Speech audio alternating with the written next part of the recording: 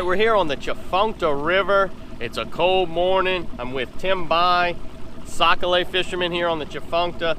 Tim, tell me a little bit about what you've been seeing, because you fish year-round here on the Tchefuncte River. So what have you been seeing so far this late winter? The fish are still holding a little bit of deep pattern because the water temperature is still down. But this next week or two, they're really going to start making a move.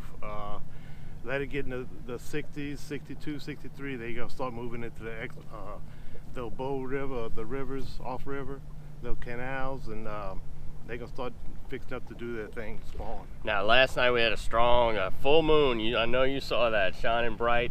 What does that affect our plan for today? That's why we're leaving late. We fish midday, heat of the day. They probably gonna eat again midday because they probably ate all last night. I mean, it was bright last night. Mm-hmm. But we're gonna see what happens. You know? So what's the plan for today? We're gonna do a little live scoping, and the other day I caught them 15 to 18 foot deep, and we're gonna start off just looking at some spots, and if we see fish, we're gonna see what's gonna happen. Oh, so eliminating the spots that don't have any fish. That sounds good. That's right. Use electronics. Don't just fish. We're gonna if we don't see them, they're not there. Well, let's go get them. Yep, we're gonna try.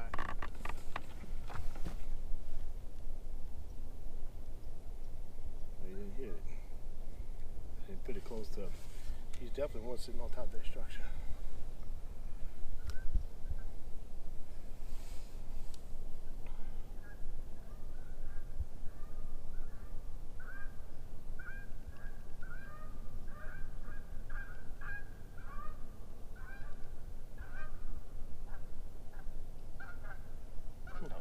He don't want to play. Is he looking?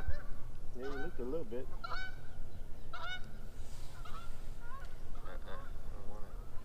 See the lay down? Yeah.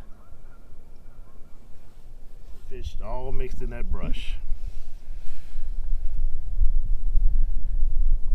See him? See the separation? Mm-hmm. That's fish. All right, go for it. Let's see. It'll be over this way.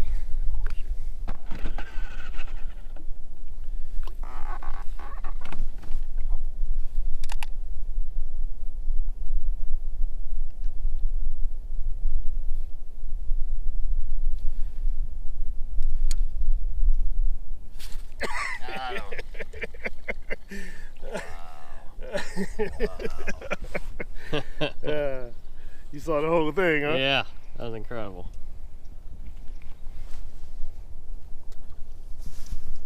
I saw him coming. I knew he was gonna follow through.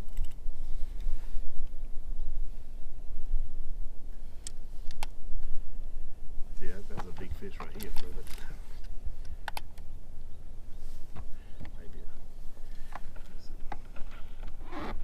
I lost position.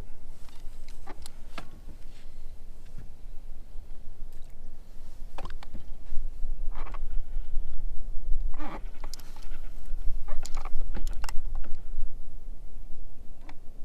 won't get in there. They got fish all up in there. He's on. There you go. Hey! Incredible. Put it right on him. Put it right on him and saw it hit it. Look at that, huh? Yeah, you see those fish sitting on the bottom of that piling? That's all sac-a-lait. That's the piling and sac-a-lait right here. All right, drop it down. Can't see.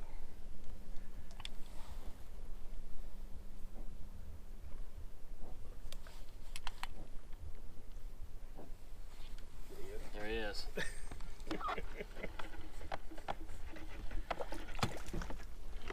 Oh. Just that fast. Now, Tim, you're fishing with a live scope. Before the live scope, you were a sac-a-lait fisherman. What have you learned about sac-a-lait by watching your live scope? More or less, when they really feeding, they'll back off the structure and they'll stay suspended. And that's how you really tell they're feeding good. When they lower themselves down and get on the bottom, more or less, you can't get them to move on it. Kind of like survival mode. Yeah, they're not just interested. Drop on down, and I've seen it. But when they come elevate and they cool up and they separate from the structure a little bit, they seriously feeding. stay on. And I've learned that everybody thinks Sac-a-lait has to hold on to structure. They do, they love it. But I've seen it a lot of times, they'll back off in the school. And a lot of times people be fishing right over them and don't even realize it, you know, because they're backed off, you know, and they're feeding. Now, Sac-a-lait, what would you say they hold to structure for more? Is it because the bait fish are there, or it's they just instinctively hold to structure? Yeah, it's a camouflage thing, a comfort thing. But when they feed, like I said, they'll back off and, you know, they don't care. They'll just sit right in the middle. And, I mean, I've got right behind them and just pick them apart, you know, and I love when I see them away from the structure. It's crazy, yeah. But it is true. But we're gonna pass this again.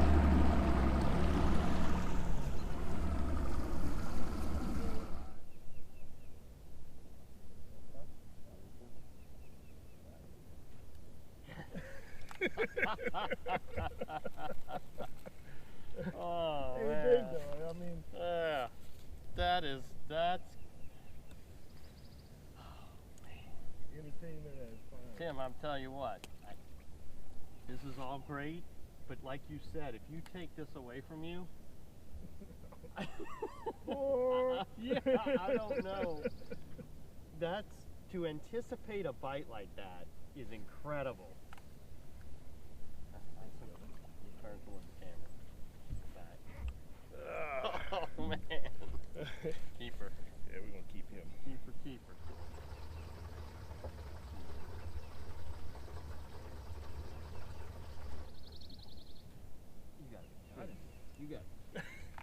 You gotta be kidding me. It's a good one.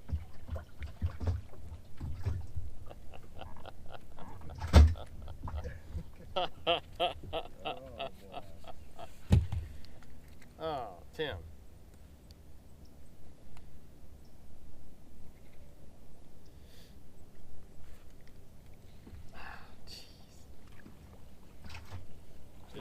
Decent one. See, you catch 60, 70, 80 a day. Look at that. They're not them big monster ones. Easy. Which one you want me to put it on? What side? It is. Oh, that's a good one.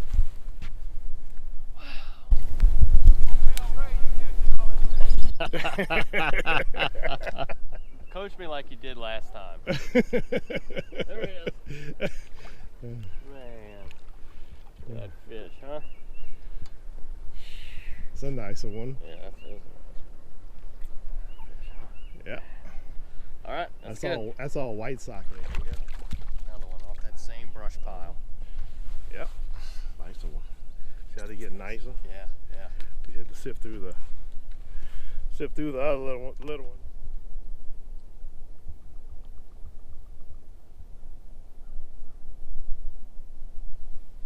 Oh, missed it.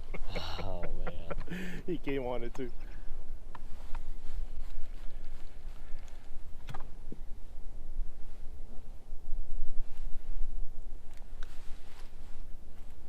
All right. Let's see if you want to go.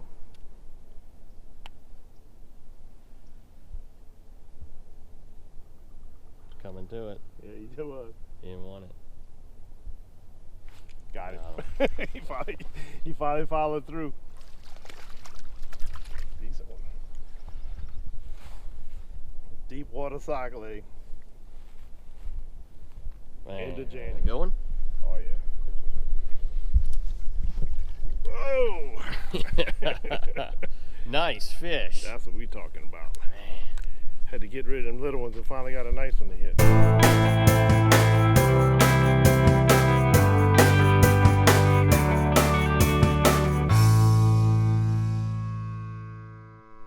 And that's the where they tie the anchor that you see in. So this is the boat. That's the bow. That's the bow. That's where they tie the anchor. That's one of the canopies. Okay. And you got fish scattered all up on it. That's the front of the boat though.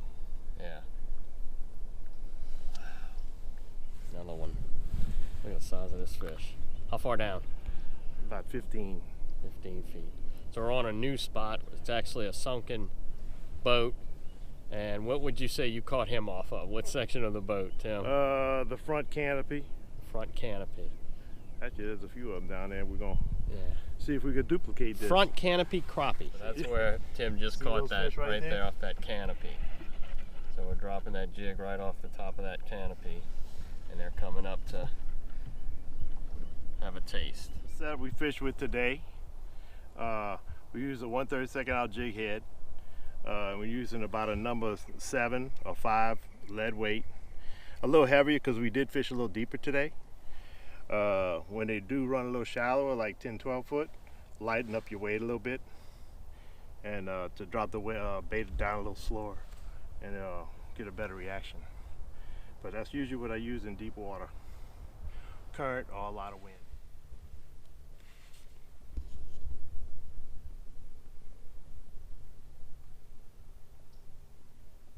There they come. You missed him. Oh, missed it. Yeah, Yeah.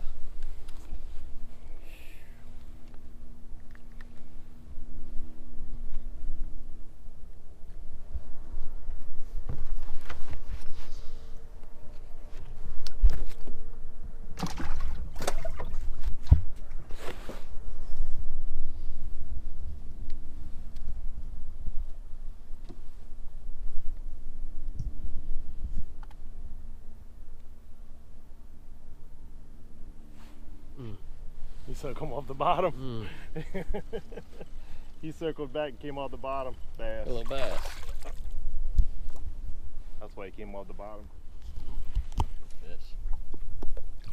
Oh, Tim. Man. Not a deep water fish. Oh, man.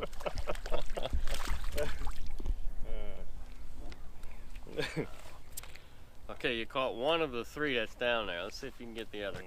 Well, I gotta find them first. I see that. Look at this fish.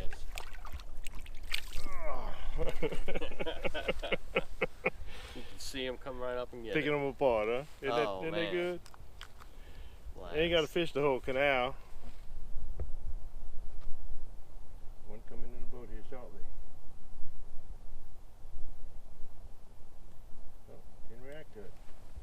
I wasn't on them right.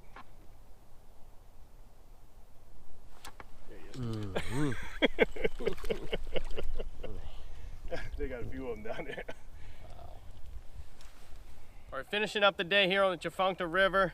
I'm with Tim Bai. Tim, what a fantastic day. Hunting down fish. I tell you what, it's a different feel with that live scope. We were actually searching for fish more than actually just wishing for fish. Yes. You know, it's more of a hunting. Like you see the fish and then we go after them. Talk a little bit about what you've learned with the live scope as far as a reaction, these fish reacting to a bait. When you see the fish, you'll see the reaction. It just elevates, and you know he's coming. It's obvious. You just saw it. We just finished up here, and we just picked a few singles off just swimming around, free swimming, and it was pretty cool. But that's what you learn. It's just some of the things that they do that we've never known.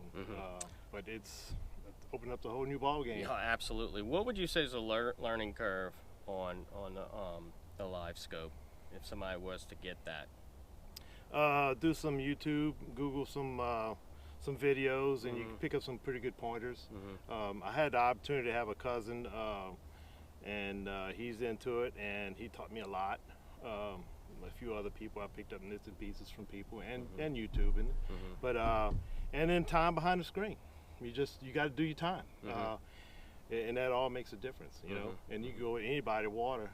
A fish is a fish. You can pick them apart. Same thing. Yeah, I tell you what, I'm learning a lot about this river, going out on this river, Sac-a-lait fishing, especially with you as far as the live scope, with the structure that's down there. This river, I mean, it's got to be one of the best rivers for structure, and that is almost a guarantee that these fish are going to be here in the future.